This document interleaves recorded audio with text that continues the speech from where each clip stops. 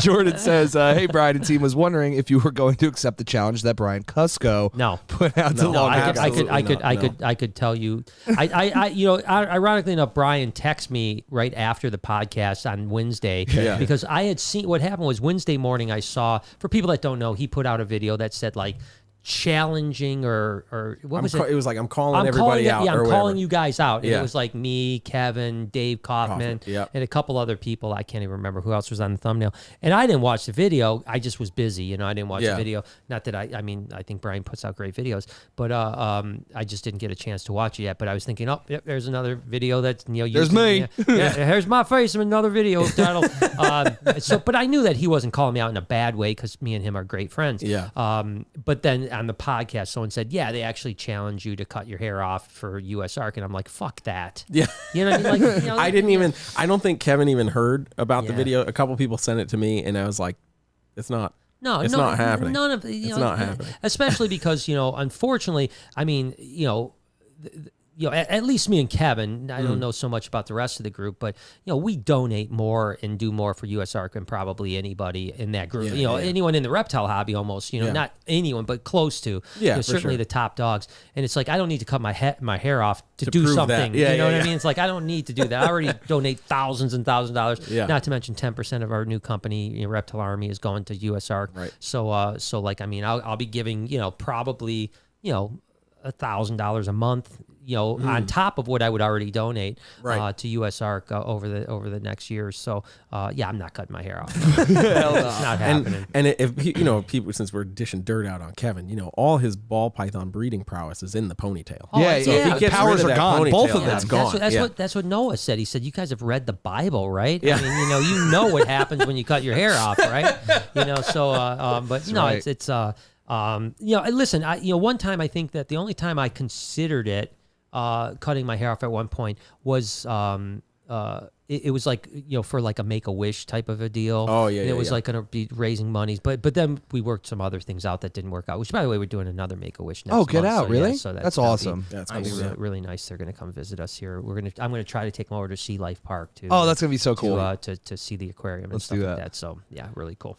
Corey says, much love from a tarantula keeper in Wyoming. Wife hates me watching your videos as my herp numbers are increasing. 3 cresties, 1 leopard gecko, a beardy, a normal ball python, 130 tarantulas, though. Whoa. Wow. Hashtag Otterphone. Yeah, thank you. Well, first off, Corey, I'm going to give you, I told you I was going to give you marital advice.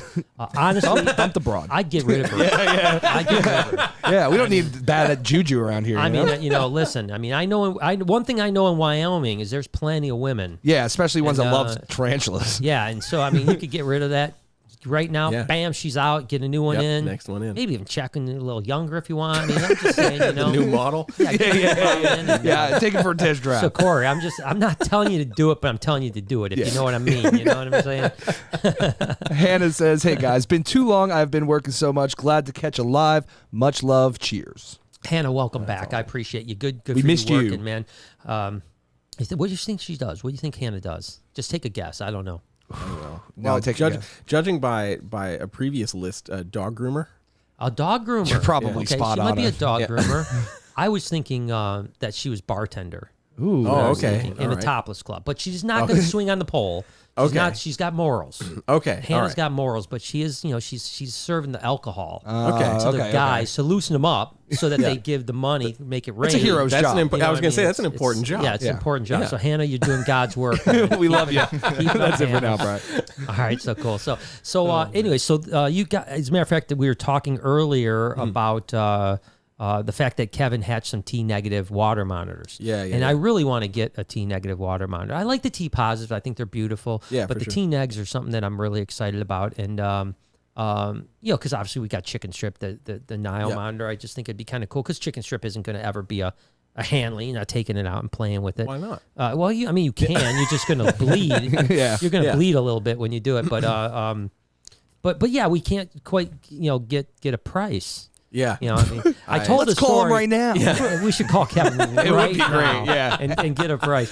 So I told you the story is that I text Kevin and I said, hey, I want T-negative. And he goes, yeah, I got a mail for you right now. It's hatched. I'm literally holding it. Got your name on it. I'm like, awesome. I go, what are you asking? Price. Yeah. I said, what are you asking? Yeah. And he like ha ha ha. Yeah. He's like, asking, you mean what am I getting for? And so I was like, okay, well, what are you getting for? And then he never responded. Yeah, and then you asked me like, okay, what are they going for? I'm like, well, they used to go for like 18,000 or whatever, but he said something about changing the price and then never revisited the topic ever again. I don't think he wants to sell them. I think he wants to just keep them. Yeah. I mean, we want to keep them all. But that's not how you run a business, though. No, I know. We were talking about that too. That's the tough thing when you're really passionate about stuff, and that's why I extricated myself from the sales side of BHB is because I did want to keep everything. It's just the other day, Jay and I were going through and showing some ball pythons that are still for sale, and we don't have a lot for sale now. I mean, we're down to a very small number, and there was 4 or 5 that I was like, oh my god, I want to just pull. Why are we? Let's just raise these up, man. Like why would we sell these? And that's after selling 1,200 ball pythons that I didn't look at this year. I mean, like Lori makes sure, like I'm not even allowed in the selling area. She's like, stay away from the selling area. But I think Kevin's like the same way, right? Yeah. Well, I mean, especially with the monitors. I mean, like the snake. Of course, it's hard to sell anything that you get kind of attached to. But with the monitors, I mean, like they're literally waiting to be handled. Right. You walk past a cage and there's at least a dozen monitors. They're like, please touch me, I love it. And so you get that, and then you actually get one of them out, and it's like. It just wants to be. They have a personality. On you. Yeah, and you get to really get that connection, and it makes it that much more difficult. But you tell Kevin to stay away from anything, and you know, you're getting your head chewed off, and he's just adding another strand of hair to the ponytail. And it's I think it's difficult, right? Because we only have toothless. We have Elvis, which is great. But Elvis came from Nerd, but he was a year old. And he got messed with, I think, he was in the pet shop at the time. The pet. But he still was a little flighty, just a little bit flighty. He calmed down tremendously here, but he's still nothing like Toothless. The Toothless is unreal. I mean, that thing is like, so I think you guys are like, most of yours now are getting into those generations where they're just so naturally docile that it's ridiculous. I mean, these teen eggs and stuff that hatched, I mean, basically like right out of the egg. They're like, please pick me up. And it's like, what? Yeah, it doesn't make any sense. Cool. Like you'd expect the babies to be the most flighty, ridiculous ones because they're like, I haven't experienced anything in the world, and all of a sudden this giant is staring at me, trying to touch me, and it's like, no, please pick me up. Well, I think it's similar, and tell me if you think I'm wrong, but it's similar to like F1 generation retics to now retics. Oh yeah, and it seems like you guys are now getting into enough F generations away from the wild with the monitor lizards that they are becoming just. I think that they're. Every generation is going to get more domesticated. 100%, yeah, and we're definitely seeing that with the retics. I mean, like even we just hatched out some more pied.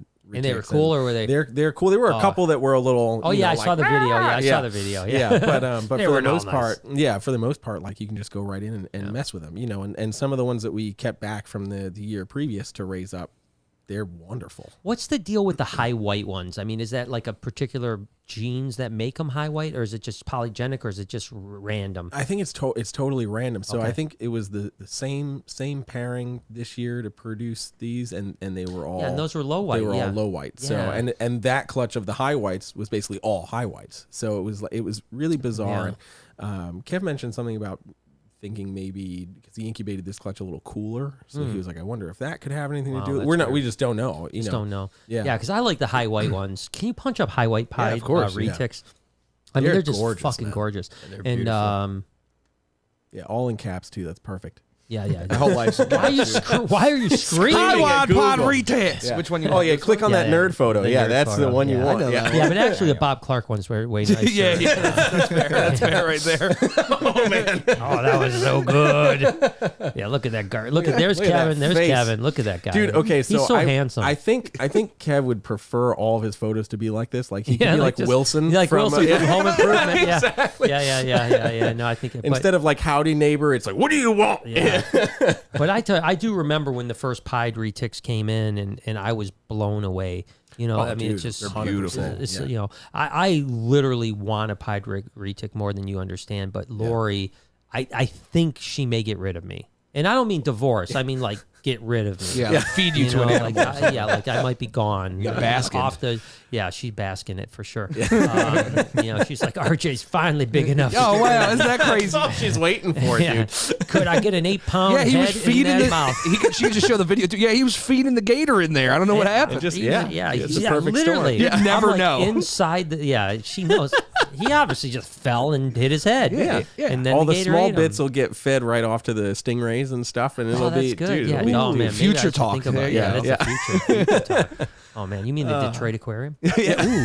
.com. Detroit. Yeah. We need to open up a little like a sauna house. That'd be like the Detroit Sauna Club, and then the Snake House, and then the aquarium, and then the cigar club. yeah, get the cigar club. Maybe a haberdashery next to it. Oh, there you go. Jay, I gotta tell you something. I know. I already know. Do you know this? Because I agree. I listen. I didn't even know what a haberdashery was, but I wanted one. Because it sounds so fucking cool. Right? I want it on my tombstone. Just haberdasher. It's like a sewing place, right? Yeah, it's a tailor. Like a tailor's a haberdasher, like old cowboy days, haberdashery.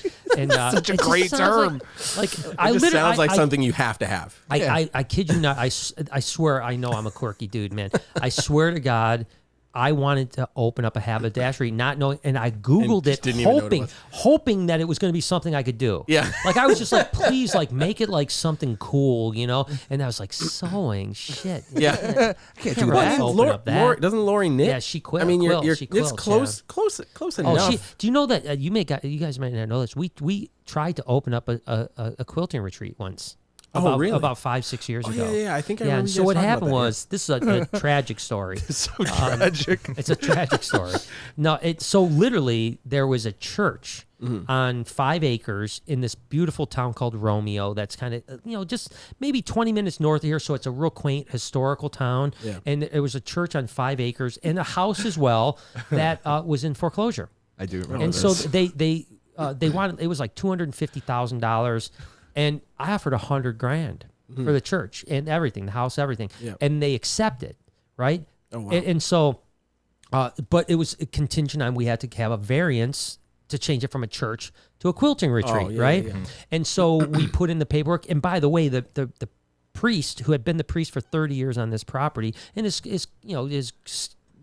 flock, I guess, just got so small that he could no longer afford to pay the bills. Yeah. And so it went into foreclosure. He had lived there for 30 years. So I was like, listen, you stay in your house. Don't worry about it. Oh, wow. Like, I'll buy the church. We'll convert this into a haberdashery, and you can stay in the thing for free. You just stay in the house. Don't worry. When you die, I'll take the house back or whatever. You know what I mean?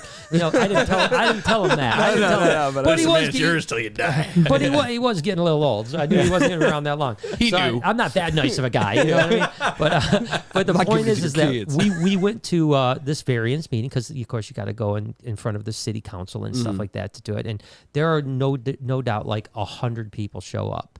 And they are like in like pitchforks, man. Like you're opening up a quilting retreat, you bunch of perverts, stuff. Like, and we're like, what do you think we're doing at a quilting retreat? They're like, this is a front for drugs and this, and we're like, it's a quilting retreat, And so sure enough, we got voted out. I mean, there was 7 people on the. Crazy. This is what was interesting. There were 7 people on the council.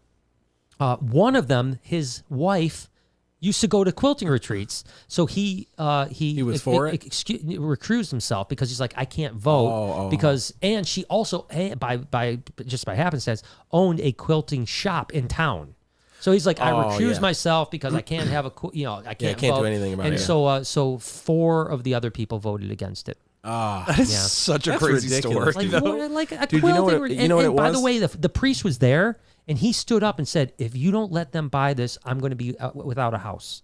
I'm going to be kicked out And of they're my like, house. no way, pervert. They kicked him out. So crazy. Yeah. Oh, my gosh. He lost the house, had to move out. Who knows? He's probably living so on the street right now. I have no idea. Jesus. But that might be extreme. But All for this.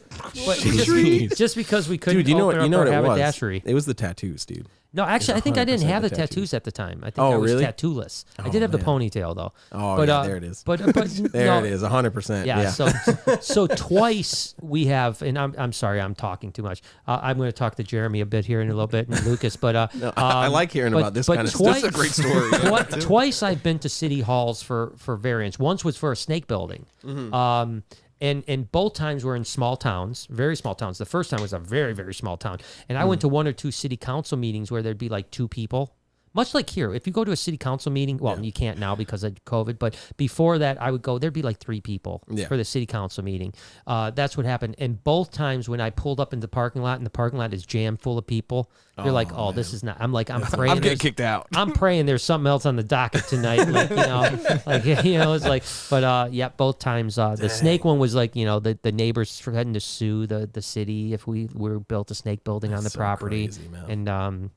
And then the haberdashery didn't happen, unfortunately. Damn. And then Lori was it was really a bummer because that was like, Lori's followed my dreams my whole life, right? Mm-hmm. And I was going to let her follow her dreams because she really wanted to do this quilting retreat, which she still goes on. Well, prior to this year, she went on quilting retreats. Yeah. She loves it. And I wanted to support her in that. And she was so jaded after this happened, she didn't want to do it. Because I'm like, let's just find a different place. Yeah. And she's like, no, I don't want to do it. So it sucks. So that was my haberdashery. I didn't even know it was a haberdashery at the time, but it would have been. Yeah, there you go. Dude, it was actually believe it or not. What do we have? I actually have the URL still. It's like like quiltingretreat.com. I love that like you kept it too. Yeah, I did. I mean, I can't remember what it's called though. It wasn't quiltingretreat.com. It was like something stitch in time or in something stitches. like that. Stitches. I think there it was like go. a stitch in time or something like that. It was something like that. I don't know. Damn, son. Can we rail this in?